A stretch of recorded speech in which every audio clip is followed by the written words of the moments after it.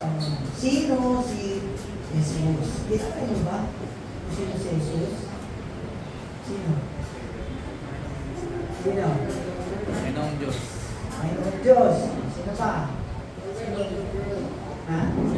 Messiah. Ruler of the world. Messiah. Ano? Messiah. Savior. Savior, ano? Messiah. Messiah. Hindi ko kasi Bisaya. Hindi ko Bisaya eh. Kaya nakarecord na ba yan? Nakarecord na mo yan, Nigo.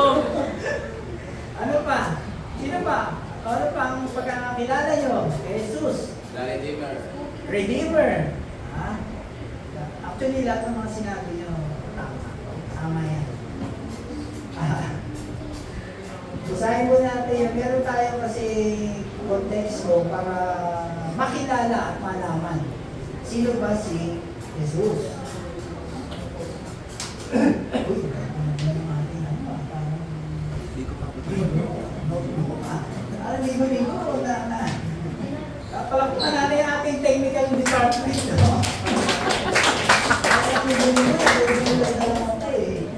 Yan. So, ito po yung ating konteksto. Matthew chapter 16, verses 30 to 20. So, kung kayo po ay gusto nyo English basahin, ayan. Kung kayo po Tagalog, ayan. Pero basahin po natin sa Tagalog. Basahin natin yung basahin. Verse 13, nang dumating si Jesus sa bayan ng Cesarea ng Filipos, tinanong niya ang kanyang mga alagad, sino raw ang anak ng tao at ayon sa mga tao. At sumagot sila, ang sabi po ng ilan, kayo si Juan na tagapagbautismo. Sabi po naman ng iba, kayo si Elias. At may mga nagsasabi po kayo si Jeremias o isa sa mga propeta. Tinanong ulit sila ni Jesus, ngunit para sa inyo, sino ako?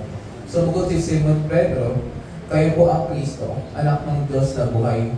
Sinabi sa kanya ni Jesus, pinagpala ka, Simon, anak ni Jonas, sapagkat ang katotohanan ng ito ay hindi inihayag sa inyo ng sinumang tao, kundi ng aking Ama na nasa langit. At sinabi ko sa inyo, ikaw ay Pedro, at sa ibabaw ng batong ito ay itatayo ko ang aking iglesia at ang kapangyarihan ng kamatayan ay hindi magtatagumpay laban sa kanya. Ibibigay ko sa iyo ang mga susi ng kaharian ng langit. Ang ipagbawal mo sa lupa ay ipagbawal sa langit. At ang ipinitulot mo sa lupa ay ipinitulot mo din sa langit. At mahigpit niya ang iniutos sa kanyang mga alagad na huwag sabihin kanino man na siya ang Kristo. Ng Diyos, pagpalain ng Diyos ng kanyang salita. Napasin niyo yung verse 20.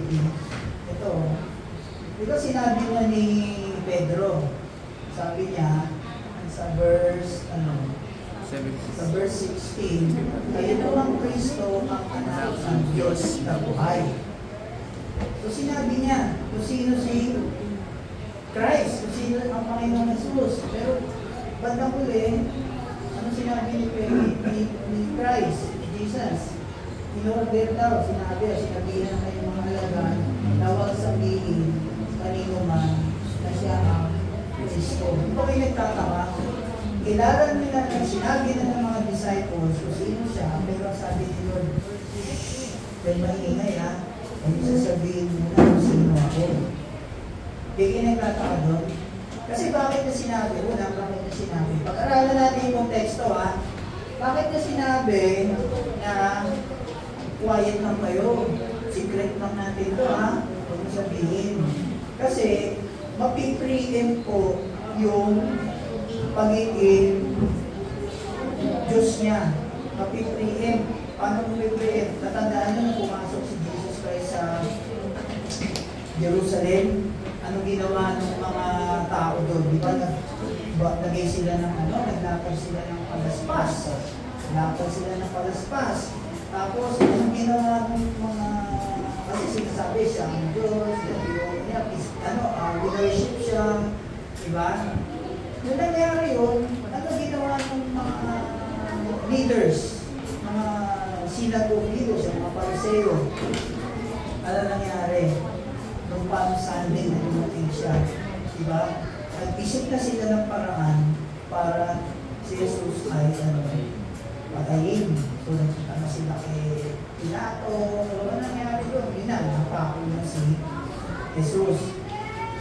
So, kapag ka nalaman ng mga tao, nalaman ng Israel na siya ang Diyos, mapipreempt yung divine timetable ng God.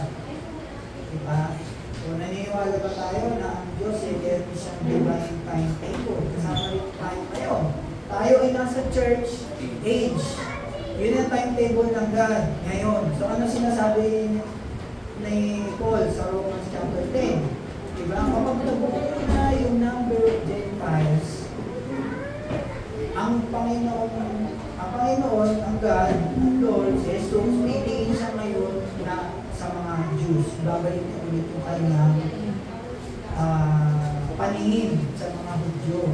Kasi ngayon, nakatingin siya ngayon sa atin, mga Hintilo, sa Iglesia. Kaya nga pagka sinasabi doon ang tribulation, hindi po yan para sa atin. Para po yan sa mga Jews at sa mga tao may iiwan sa rapture.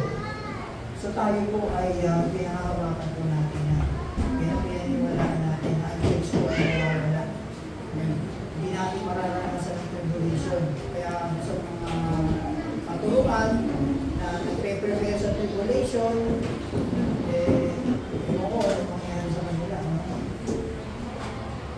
so, tingnan muna natin yung actually talaga dalawang pag-aaralan natin dito na ay ito.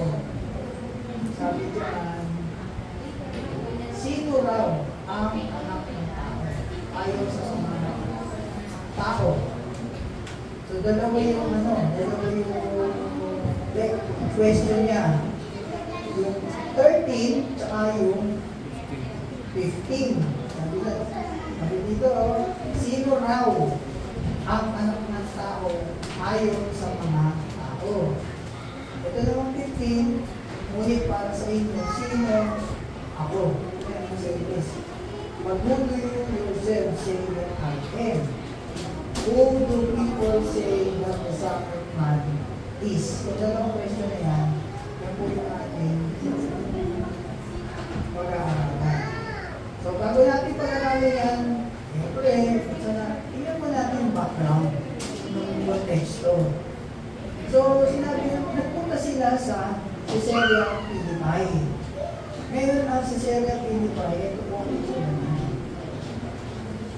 Yan. Nandito sila. Dito nangangaral si Jesus. Dito sa part na to. Yan. Ito. Pero, dinala niya yung kanyang mga disciples dito. Ang layo, oh. Ngayon, ang ano kasi dyan, pwede naman dalhin niya yung mga disciples para i-discuss yan sa Jerusalem, maakit sila, o pwede sa loob ng synagogue. Parang, ang nangyari dito, parang ibig sabihin yan, sige tayo, punta tayo ng SM Grand Central, mag-Bible study tayo doon. Pagkatapos na uwi na tayo, tuloy tayo dito. So, ganun yung ginawa ni Jesus. Pumunta sila dito para lang itanong ni Jesus, may dalawang tanong kanina, yung verse 13. Nakita niya yan, verse 13, saka yung verse 15. Ano sabi ng tao? Ano pili nyo? Ano sabi ng tao? Kung sino ang anak ng tao? Ano naman isa? Kayo? Ano sabihin nyo? Para lang itanong nila, pupunta pa sila dito. Ngayon, ang tanong, bakit si Jesus dito pa niya dinala?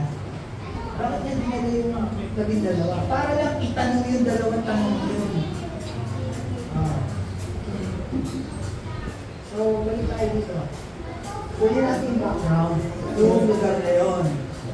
Itong si Caesarea Philippi, yan, sabi dyan, ito ang dulong ilagang bahagi ng Israel. Yun, kanina.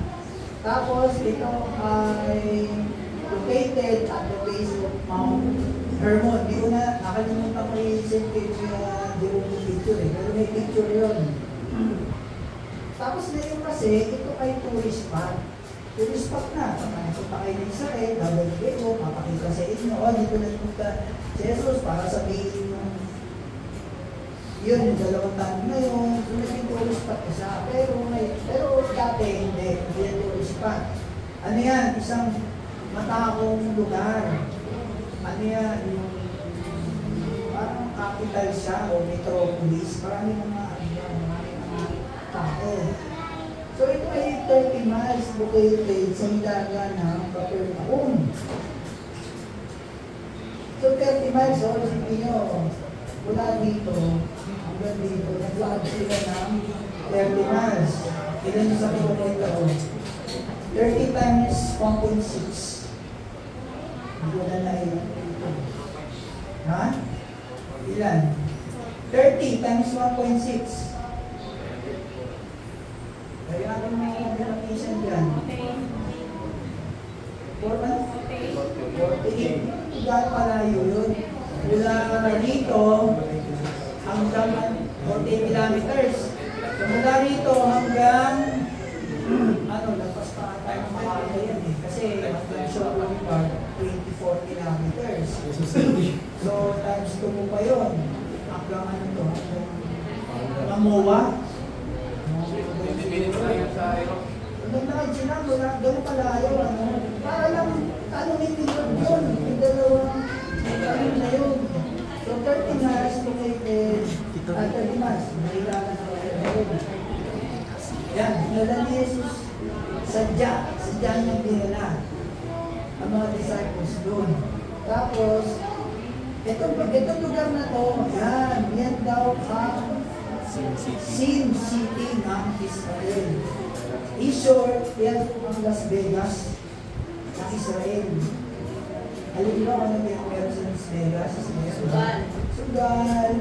Kasi lahat. Lahat ng klase. Ang Sin City ng Las Vegas eh. So yung panahon na yun, yung Sisira Pinipay, yan ang Sin City ng Israel. O yan o, lahat ng uri ng kasalanan ay doon. Nothing Jewish, nothing godly. Ano ba?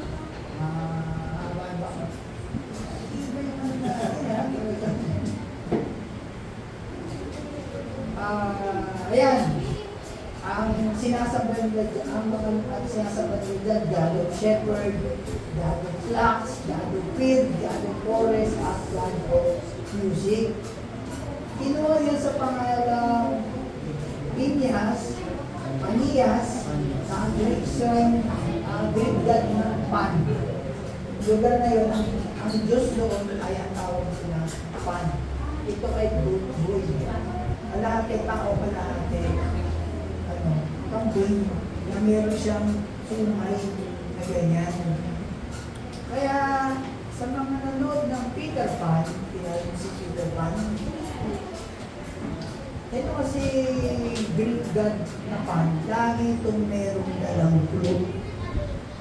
Tapos yung itsura niya, patulis yung pera niya. So, yung Walt Disney na Peter Pan, diyan yung pinako sa Greek god na Pan. No? Kaya niya si Peter Pan, gawin yung tenga niya. Tapos lalo siya may pero siya may pinupili. So, design ako. Ngayon sana makinuha yung pangalan na si Sarah Pinipay. Ito ay kinuha muna sa pangalan ni Herod Philip. Eh bakit meron si Sarah? In honor kay Julius Caesar, yung emperor ng panahon. Kaya dyan hinako yung pangalan si Sarah Pinipay. Hindi ko rin napakita, meron din akong picture nun eh. Ito yung may mga hati-hati ang mga lugar na yan. May lugar sila na nag-worship sila, nagsasayaw sila ng dancing goat. Ewan ko paano sayaw o sumasayaw ba kambing. Hindi ko lang paano. At yan na ginagawa nila. Nagsasacrifice sila ng goat. Nagsasacrifice sila ng nag-worship sila sa kambing.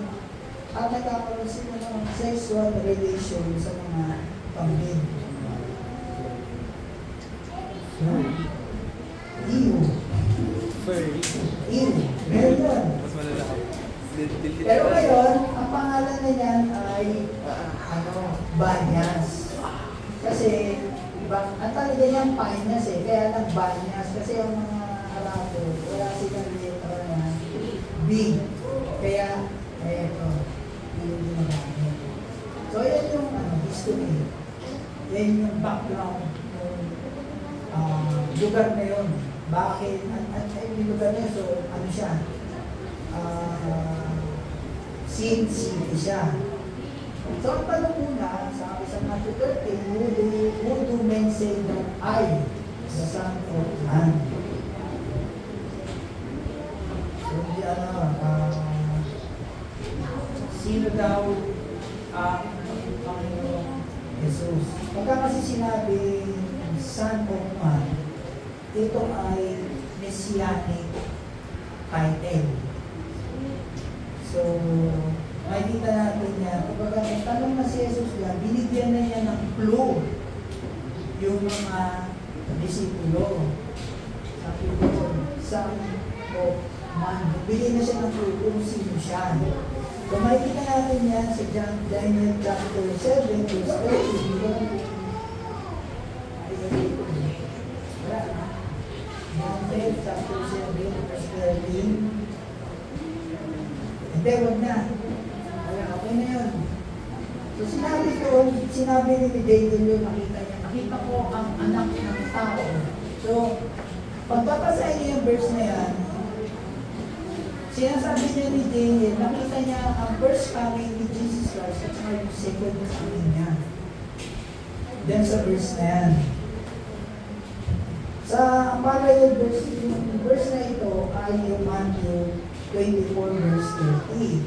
Ganun din. Tungkol dito sa pangalawang pagbabalik ni Jesus. Nakita na kasi Jesus mismo na sabi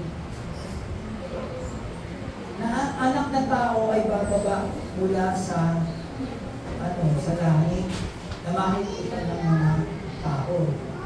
So ayan ang po, sa Matthew 24:30. So ang Son of Man, ito po ay ang ibig sabihin niya ay isang messianic title niya.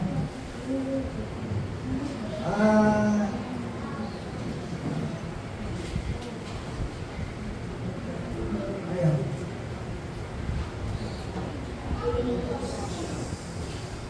Ayan. Diba sinabi niya, sino, sa tingin nyo, sa labas, ano ang tingin sa akin? Actually, hindi naman sinasabi ni Lord dyan na ano bang tingin nyo? Anong tingin ng tao sa akin? Pogi ba ako? Magaling ba ako? Pangit ba ako? Diba? Hindi yun ang concern. Hindi yun ang yung tanong na yun, mga kapatid, hindi yun ang ibig sabihin. Kasi marami pong mga tao noon na nami-misunderstood si Christ. Ano ba sa Tagalog nyo? Nami-misunderstood siya. Hindi siya, iba-iba ang pagkakakilala sa kanya. So, hindi lang yung panahon na yun, mga kapatid, hanggang ngayon, iba-iba pa rin ang pagkakakilala kay Jesus. So, sumagot sila, di kasi hindi sumagot. So, una sinabi, Lord, ikaw na sabi nila, ikaw po si John the Baptist. Yung iba naman, sabi ikaw si Elijah. Yung iba naman, sabi ikaw ay si Jeremiah. At yung iba naman, ikaw daw ay generic. Ikaw daw yung mga propeta, yung araw. So, hindi natin, bakit sinabi ng mga tao na ikaw ay si John the Baptist? Kasi noong time na yun, mga kapatid, si John the Baptist, makikita natin ito tayo, wala na to. Patay na. Si Elijah, pinuha siya ng chariot 600 years ago, time ni Christ. Si Jeremiah, 800 years ago. Si John the Baptist, kamamatay lang, kapupugot lang ng ulo nung tinanong ni Jesus, ito. Kaya nga mas si Herod diba sabi niya, ayan si John the Baptist na nabuhay muli. So una yun, ito si John the Baptist na nabuhay muli. Bakit? Ano ba meron si John the Baptist, bakit ang akala ng mga tao, si John the Baptist siya na nag-uwi. Kasi po, si John the Baptist, nung tayo na siya ay nakungaral, diba? Ano siya? Yung masigasing siya na nagtuturo. Ano pa? Bold siya. Ibig sabihin ng bold, yung wala siyang takot. Matapang siya. Diba? Sinabi niya doon sa mga yung magpapabautis ng mga Pariseo, you brood of vipers, ganyan. Kumbaga, sinasabihin niya ng mga masasakit na salita. Sinasabi niya kung ano yung mga kasalanan. O ikaw, kasalanan mo ito. Tingnan mo ano siya, matapang or confrontational. Nagkukompronta siya ng mali. Sina-challenge niya yung mga politician. O kaya nga sabi niya doon sa kapatid ni Herod, uy, mali yung ginagawa mo, kinakasawa mo yung kasawa ng, di ba? Mali yun. Kaya ano nangyari? Yung babae, sabi niya, yung anak niya, sayaw. Di ba? Birthday ni Herod. Sabi ni Herod, naganda mo sa sayaw, anong gusto mo? Kahit akin ng kayamanan ko, hindi ko sa'yo. Pinanong mo sa nanay niya. Nay, ano sasabihin ko? Sabihin mo, ulo ni John the Baptist lagay sa plato. O tingnan na si Herod, kasi si Herod din kahit pa paano nakikinig siya eh. Kasi consider nga ng prophet. Eh yun yung sinabi ng anak, wala siya gawa. Pinaputol yung ulo. Tapos binigay mo sa nanay. Diba? Pamamatay lang niya. So, ito sinabi yan. So yun yung style niya. Yun yung style ni John the Baptist. Kaya ano yung mga tao, yung iba sinasabi nila, si Jesus para si John the Baptist. Kasi diba, nung nag-ministry na si Christ, anong ginawa niya? Pumunta siya doon sa templo. Pinaglalaya, pinagpapalo niya yung mga, pinapalayas niya yung mga money changer, diba? Yung mga nagsusugal, nagpunta siya doon sa templo. Ano pa? Nagpo-confront siya ng mga Pharisees. Yung fruit of vipers, ano sinabi niyo dyan? Sinabi niyo ngayon. O kayo, mapunta kayo sa impyerno. Ano sinasabi niyo dyan? Wala makahapang. So, alam mo ng tao, confrontational din si Jesus. Wala siyang sinisino. Pag mali ka, mali. Kasalanan, sinasabi niya yan. So, ganun. Noon. Ngayon, ganyan pa rin. May mga John the Baptist, ang tingin nila kay Jesus. Meron mga nagtuturo na tinitira ang gobyerno, ito, gobyerno. Ngayon, yung mga tao naman, sige, pastor, sige, alin mo yan. Diba? Matatapang. Nagkukumpronta ng mga, kung ano ito sinasabi, diba? So, meron mga John the Baptist pa rin. Ngayon, naalala nila ganyan si Jesus. Pangalawa, si Elijah. Ano ba si Elijah? Ito na. Si Elijah noon, kilala siya sa paggawa ng signs and wonders. Ipababa siya ng apoy. Diba? Bumuhay siya ng patay. Yung anak ng Nido, na namatay, alam niya, diba? Binuhay niya yun. Yung isang ganyan na langis, isa na lang, kasi wala nang yung kabuhayan yung mag-ina, gumawa siya ng isa tapos binusubo sila, dumami, diba? Isa na ibenta, isa na gano'n ng kabuhayan.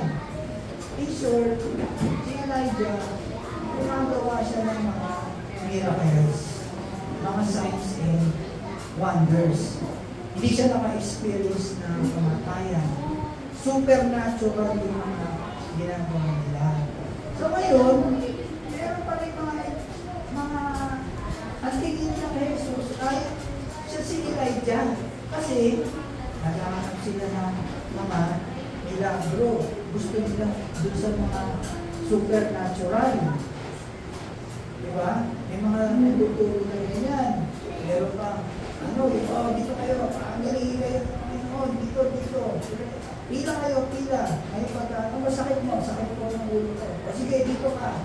Ang pila ka niya, pag pray ito, ano sakit mo? May cancer po ako. O sige, umupo ka doon, mag-pray ka na naman muna. O ikaw, ano sakit mo? Dito. Dito ka. O ikaw, nakita mo, naka-wheelchair. Ay, doon mo muna ilagay yan, mag-pray mo na siya. Diba? Ano tawag ko sa mga ginagawa dito? Diba? Nakakaroon na natin yan, psychosomatic feeling. Patataasin ang emosyon mo sa pamamagitan ng music, sa pamamagitan ng mga kung ano mga sinasabi, Lord, di ba niya, ganyan. Paano yung emosyon mo, yung adrenaline ng emosyon mo patataasin. Ngayon, pagka mataas niya, lalapit na yun sa'yo, sige, ito, kung sakit na ulo, ito, mawawala na yung sakit na ulo mo. Yung sakit na ulo mo, mawawala na. So, maniniwala ka na. Kasi, na-experience mo. Pag-uwi mo ng bahay, sakit na mga ulo. Pag-uwi mo na ba, sakit na mga ulo. Diba? Paano masabi hindi mo bumabalik? Ang totoong healing, mga kapatid, organic healing po yung ginagawa ni Elijah. At yung ginagawa ni Jesus, organic healing. Hindi, ano pa ibig sabihin ng organic healing? Bulag ka, pagkapanganak mo, bigla kang nakakita. Tapos, hindi ka nakakalakad, makakalakad ka. Maaaring may putulang kamay doon, nung kinapray ni Jesus yan, maaaring tumubo yung kamay. Diba? Ngayon ba may ganon? May ganon ba ngayon? Wala na. Walang ganon. Diba? Kumbaga, may mga tao pa rin ngayon na ang tingin nila kay Jesus ay Elijah. Experience, healing, ano ba, supernatural, nakakakita ka, uy, kita ko si Jesus, uy, si Jesus, sa dito, ang hello, mga ganyan. Yan ang gusto ng tao. Noon, maging ngayon. Ito naman si Jeremiah, ano naman ang ginagawa? Siya yung magiging prophet. Ano siya? Pinersecute siya. Puro problema ang mga kinaharap niya. Pero si Jeremiah ay compassionate. Siya ay loving. Siya ay generous. Meron naman tao din na ngayon, natingin lang kay Jesus, si Jeremiah na compassionate, na loving, brave, graceful, diba? Merciful. Yan. Tapos yung iba naman, sinamarize nila na parang siya daw ang parang trumpeta ng mga nakaraan. So yan po yung tatlo pananaw kay Jesus o time na yun. Actually, lahat yan, kung sino si John the Baptist, o ang style niya, si Elijah, si Jeremiah, si Jesus lahat yan. O, siya lahat. Siya lahat yan. Kaya lang, iba-ibang ang tingin ng tao sa kanya. Pero isa-summarize mo yan, ay siya yan. Ngayon, bakit dinala ni Jesus yung mga tao sa, si disciples din, doon? Kasi ini-expose ni Jesus, yung tanong na yan, ini-expose niya yung mga disciples kung sila, ano ba ang pananaw nyo sa akin? Kaya doon sa 50, tinanong niya, di ba? Gusto lang niya malaman ano ang tingin ng tao sa kanya in terms of yung pagkatao niya. Ngayon, yan. Kanina, tinignan natin kung ano ang tingin ng pagkatao kay Jesus. Kung ano tingin ng tao sa pagkatao kay Jesus. Ito naman, sabi na naman ng mga tingin ng iba't ibang klase ng pagkain kay Jesus sa Muslim. Ang sinasabi niya si Jesus ay propeta lang. Ano pa? Sinasabi niya na si Jesus hindi siya namatay. Ay, hindi siya nabuhay ulit nung namatay siya. Tapos, ano raw, pinili daw si Jesus ng council ng mga gods. siya yung maging propeta. Isa ka pa maniniwala sa libro, sa Quran, na ginawa, ilang taon? 6 BC? O maniniwala ka sa Biblia na ang nagsulat niya yung talagang mga nakakita kay Jesus? 1 century. Sa kung maniniwala. Diba? Tapos ano ba? Yung Mormons, ang bill naman nila, Jesus, ay spiritual brother ni Lucifer. So, sabi nyo, iba to. Ito, propeta. Ito naman, spiritual brother ni Lucifer. O sa mga maniniwala, sa Book of Mormons, na ginawa 1800, nakakapok kasi siya ng golden tablet na wala namang nagpatunay, 1800 yun, or dun sa 1st century eyewitnesses na nagsulat ng Biblia. So, baka naniniwala. Kasi wala naman sinasabi sa Biblia na si Jesus at saka si Lucifer magkakapatid eh. Wala. Pero kung ito, yun ang paniniwala nila. Diba? Paniniwala rin nila na si Jesus para si Elijah rin.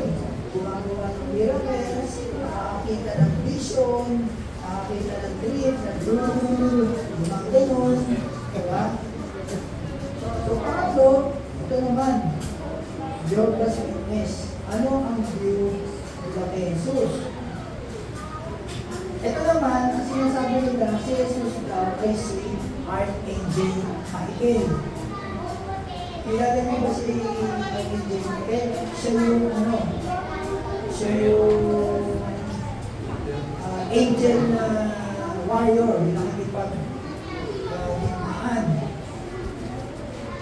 So sa mga naniniwala, sa book ng Jehovah's Witness, na ginawa, yan ba ito? 1989 lang. Doon sa watchtower nila. 1989. O doon sa totoo na makita kay Jesus, nakasama siya noong 1st century. So sa maniniwala. Okay. Yung mga Hindus at mga Buddhists, ano ang tingin nila kay Jesus? Si Jesus daw ay isang divine form o divine being. Yan ang tingin nila. Na kanina niya sila, meron kasing religion din nila yung Hare Krishna eh. Kanina daw niya yan, si Buddha. Yan, makakasama daw yan. Ang ginawa lang, pinili lang yan, si Jesus, na siya yung maging overall na God. Yun ang paniniwala ng mga Buddhist at saka ng mga Hindus. So, nakakita natin, iba-iba po ang tingin kay Jesus hanggang noon hanggang ngayon. Iba ang pagkakakilala nila. No? Kaya mamaya sasagutin natin, sino ba talaga si Jesus? Okay, yung second question, ito naman. So, nasagot na yun, ano? So, napag-aralan nila natin na kahit sa panahon ngayon, iba-iba pa rin ang pagkakakilala kay Jesus. So, ito, ano sabi dyan? Who do you say that I am? Sa kanila, gano'n ang tingin sa akin. Kayo, Jesus. Ngayon, sumagot sa ulo si Peter. Ano sabi niya? Ayan, no? He said to them, but who do you yourself say that I am? Sabi ni Pedro, kayo ang Kristo, ang anak ng Diyos. You are the Christ, the Son of the living God. Pag sinabi ko Christ, ito po ay sa Grego na Christos, sa Hebrew ay Messiah, na ibig sabihin na anointed one. So, dineklara lang ni Pedro yung propesya sa kay Jesus, yung mga 300 prophecies. Kay Jesus, dineklara lang niya kung sino si Jesus, yung Christ, the Son of the living God. Ano yun?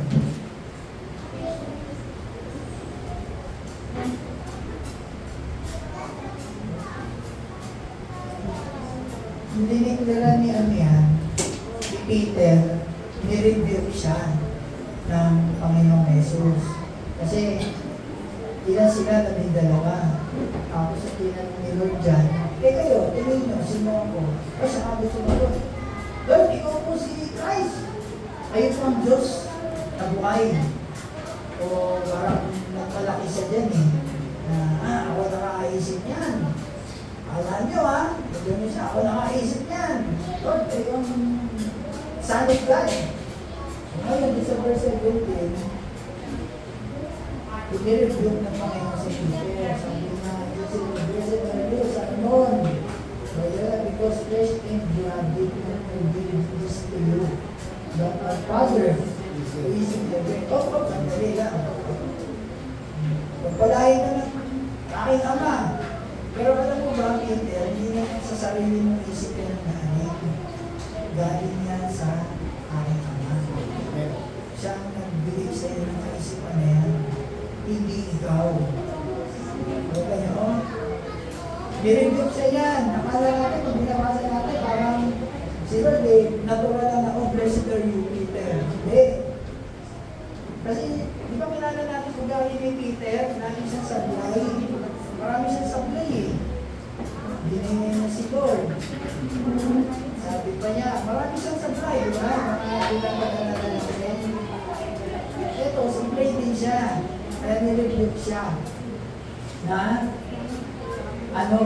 oy, sandali lang, masabi mo yan, pero hindi siya galing yan sa aking Ama. So ngayon, pinaka-question natin dyan, bakit dinala ni Jesus yung mga disciples sa Caesarea Philippi? So nasagot na natin yung unang tanong, pangalawang tanong, tama, si Jesus na ang Christ. Pero nireview ni Jesus yung Pedro. Kasi nga, pero ang main question natin, bakit dinala siya sa Philippi? Ibig sabihin, kaya siya dinala, ito. Yan ang tanong niya. Handa ka bang maniwala at ipahayag ang tunay kong pagkatao? Kasi remember, sabi nila, natinong nila ng tanong, Lord, sabi nila, ito si John the Baptist, ito si Elijah, ito si Jeremiah, ito yung mga ibang mga propeta. Ngayon, kaya niya dinala sila dyan, Jesus, dinala sila doon para, ito, malaman ni Christ, na handa ka bang maniwala kaya ang tunay kong pagkatao? Di ba nga, narinig nyo sa iba? Handa ba kayo na hindi naman ako yun Kasi sila lang ang nagsabi ng you are the Christ. Si Peter, matandaan natin, pagdating sa Matthew chapter 16, nung in-appoint na ni Christ yung mga disciples, hindi pa rin sila naniniwala na si Jesus ay nabuhay muli. Kaya niya sinabi doon sa Mark chapter 16 na makakasalita kayo ng ibang wika, makakapagpagaling kayo, makabuhay kayo ng patay, inom kayo ng laso na hindi kayo mamamatay. Bakit niya sinabi yun? Kasi kung babasahin natin yung konteksto nun, ang sabi doon, dahil hindi pa sila maniwala. So kapag ka sila'y naniwala, magagawa nila yun. Pero mga kapatid, yung sinabi ni Jesus yun, hindi na applicable sa atin ngayon yun. No?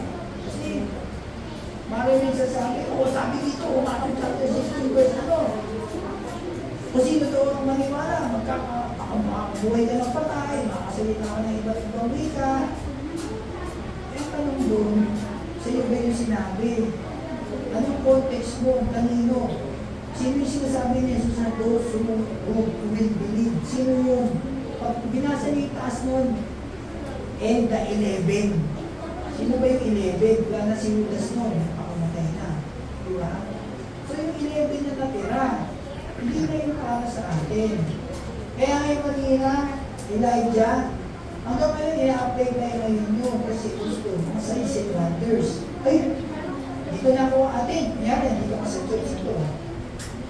May nag-invite sa'yo. Ate, kuya, punta ka dito sa church namin, gagawin ka. Hindi ngayon, punta ka dito. Eh, meron kang dinadain. Pagdating mo doon, napapray yung pastor, kapit ka sa harap, ba nawala? Pag-uwi mo nawala. Hindi, ano dito, sabi, hindi ka na nakikita rito. Isa nakita ka na sa palo. Hindi. Kuya, Brad, hindi ka na nakikita namin sa church. Eh, lumipat na ako. Bakit? Kasi doon bumalik ako eh. Diba? Experience. Gusto nila experience. Kaya nga, diba, sabi natin, pag ang habol mo experience, hindi fake yung meron ka. Meron ka doubt. Kasi naghahanap ka ng prueba. Wala kang fake. Doubt ka.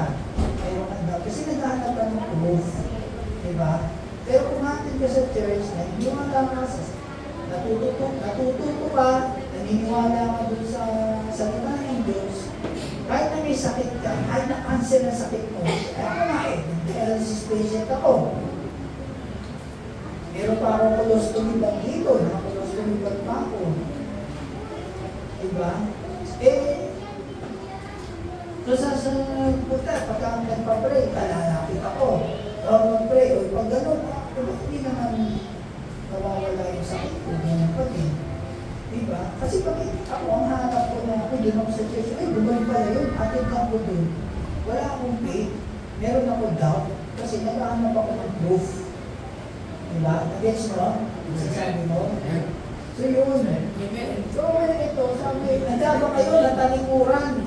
Yung mga kung anong pananaw sa akin, at ito, ang ipapahayag nyo, na hindi ako si John the Baptist, hindi ako si Elijah, hindi ako si Jeremiah, Propeta. Ako si Jesus, na anak ng Diyos na buhay. Handa ba kayo? Yun yun. Kasi nga, bakit? Ano meron sa 7 Pinutang? Makasananan na lugar. So tayo, kung yan yung tulad natin yan, bago na, bago sabihin mo, ito pa isa. Handa ka bang umalis sa mga makamulong pananaw at pag-iisip upang patunayan kung sino talaga ako? Ano ibig sabihin nito? Handa ka ba magsabi? Handa ba kayong humayo na sabihin sa tao o sa lahat ng tao kung sino ako? Sino ba siya? Sino siya? Siya ang anak ng Diyos. Yeah, are you willing to declare my true identity? Yun ang tanong niya. Diba? Madali na sabihin yan sa Jerusalem, sa Capernaum, pero bakit dito? Kasi ito talaga sobrang talaga ang kasalanan. So, bawat isa sa atin, mga kapatid, madali pumunta dito sa church, madali magtaas ng kamay, madali magsabi ng Lord, you are Lord, Jesus is Lord. Madali magsabi mo, makakanta tayo, pero hindi naman, ang tanong yun, yung si Syria Philippine natin.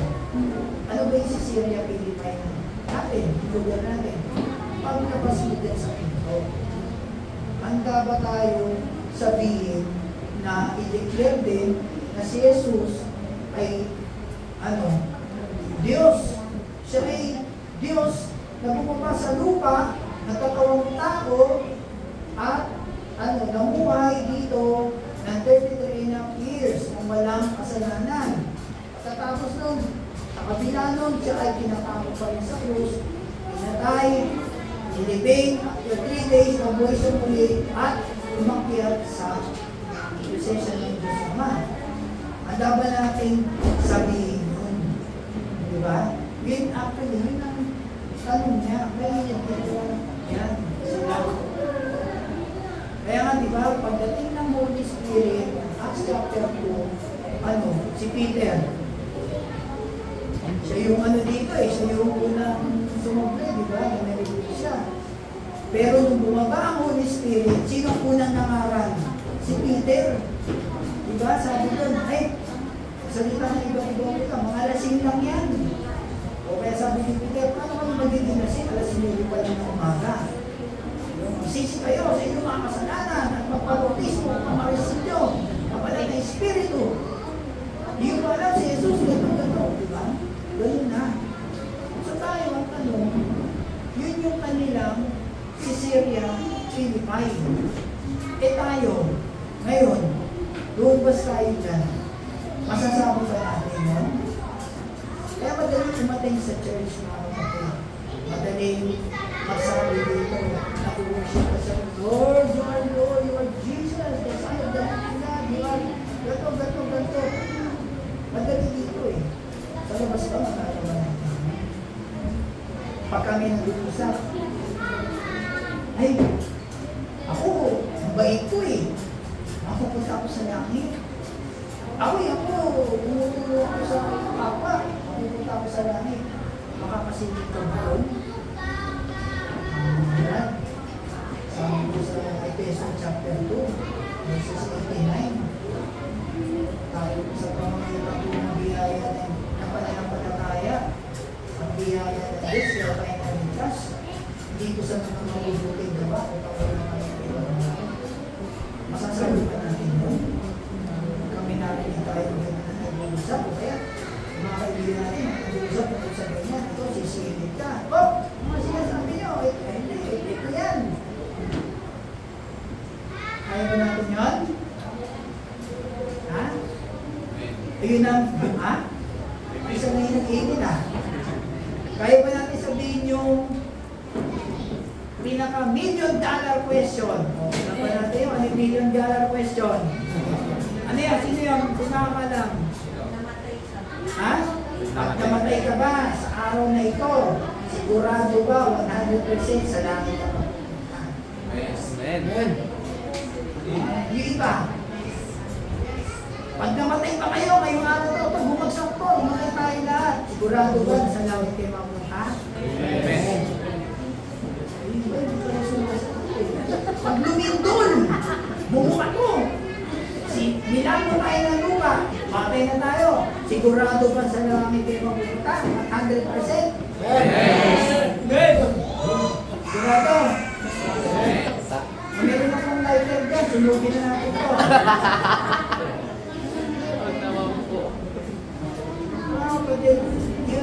Yun ang mensahe ng Christ.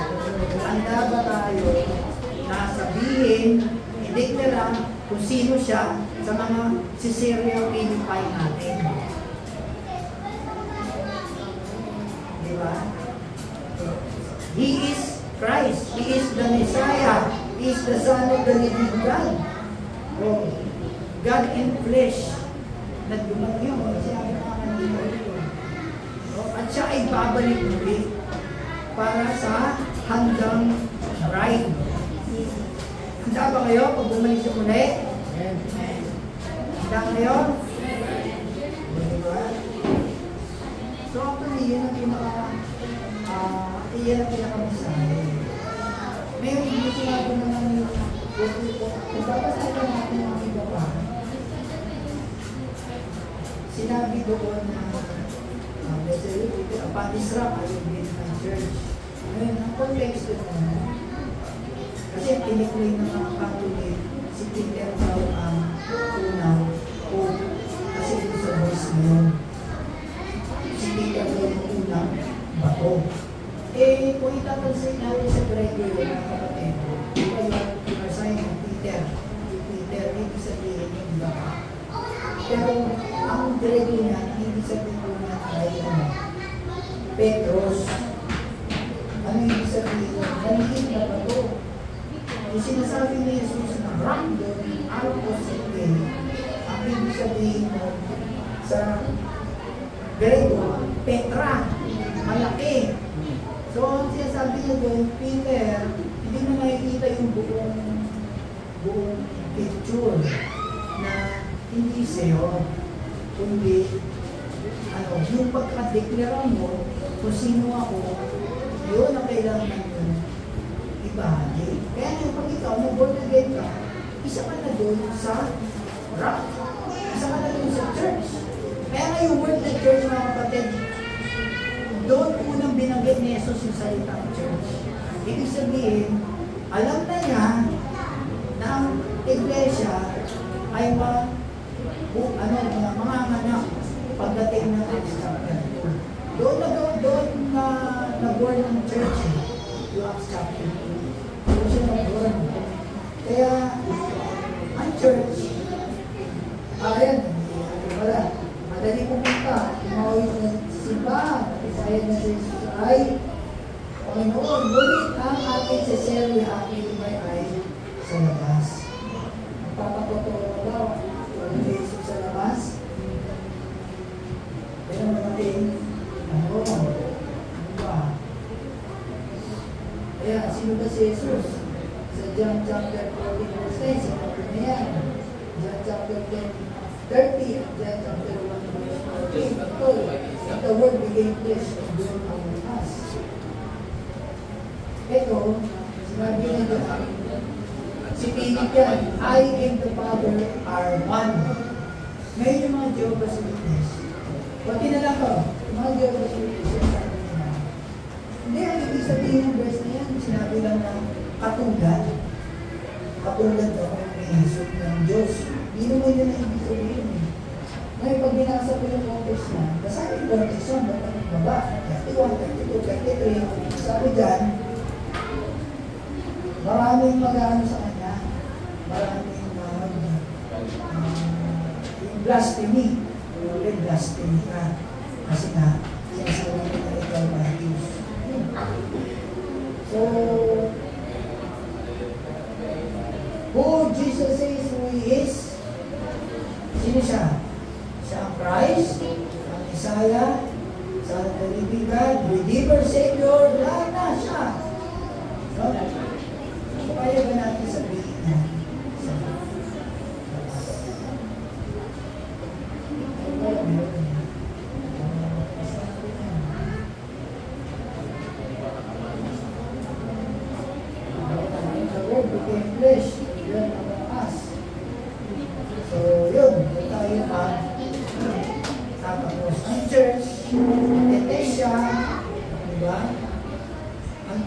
ang church ay masusubok at susubukan, pero sabi doon, no gates of hell shall prevail.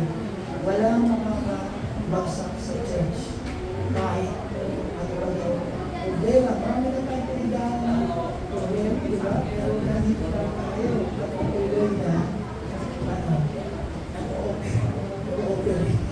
nag-ooperate ng pag-negosyo. Patuloy tayo narilito every Sunday. Kaya